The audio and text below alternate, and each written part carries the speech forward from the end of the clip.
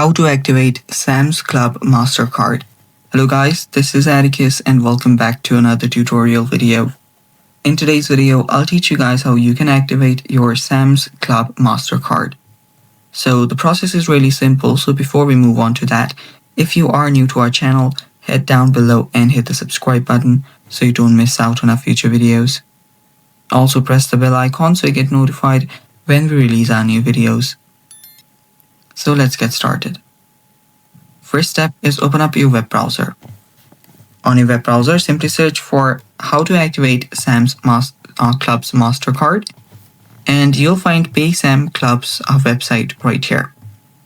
Tap on this Activate Your New Card, and you'll be on the Sam's Club website.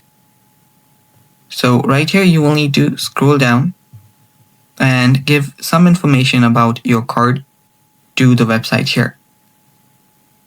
So just give it your card number, your 3-digit of social security code, then your 4-digit of your SSN, that is the last 4-digit of your social security number. Then simply tap on Activate My Card and then your card will get activated. And that's how easy it is. And that's basically all for today's video as well.